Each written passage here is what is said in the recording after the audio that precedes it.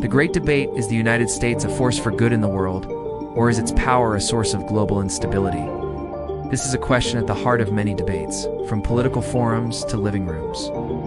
For decades, the US has been a world superpower, and its every move has been watched and analyzed.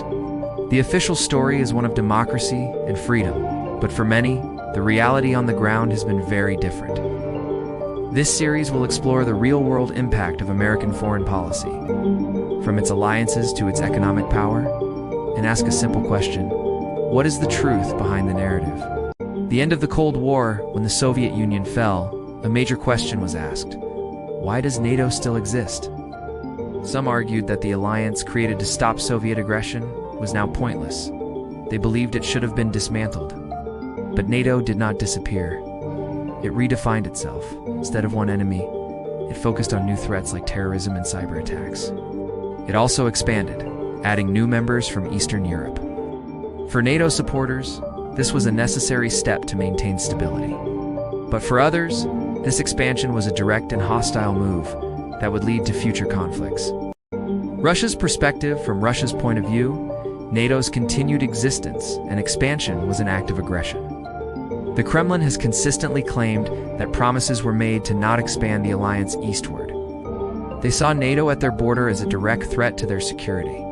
For Russia, their actions in places like Ukraine are not an invasion, but a reaction. They say they are protecting their own interests and the rights of Russian-speaking people in those regions from what they call a Western-led unipolar world. This perspective is a key to understanding the current geopolitical climate.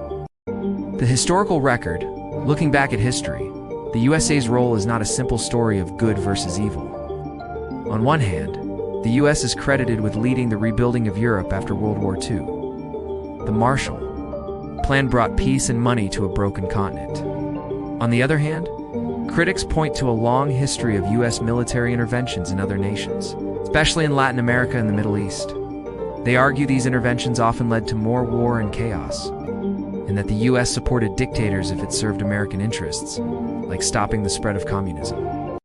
The economic narrative: US trade policies are often sold as a way to create global economic growth and prosperity for all. The idea is that open markets and free trade help every country, but a different view suggests this is not the case.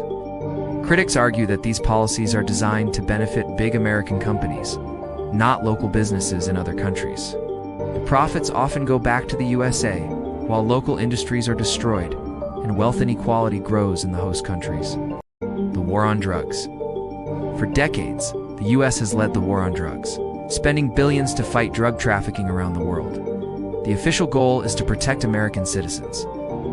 But this policy is a major point of debate. Critics say the money spent has failed to stop drug use in the US instead. It has led to more violence, corruption, and instability in Latin American countries. They argue that the war on drugs is more about control and military presence than it is about helping people, and that the biggest drug market in the world is the very nation funding the fight. Media and perception, in the end. How we see the USA's role depends heavily on where we get our information. In the US, media is mostly owned by large corporations. In Russia and China, media is controlled by the state. Each of these sources has its own narrative. This makes it hard to see the full picture. Looking at reports from independent non-US organizations often shows a more critical view of American foreign policy. These reports highlight a gap between the country's stated ideals and its real-world actions, forcing us to question everything we are told.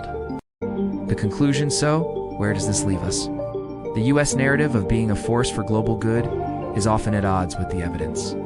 We've seen that on one hand, it has been a global stabilizer, but on the other, its actions have been seen as self-serving and destabilizing. The truth is not a simple choice between one view or the other, but a complex mix of both. The US has used its power to create a world order that has often benefited itself the most, and its policies have had real and sometimes painful consequences in countries around the globe.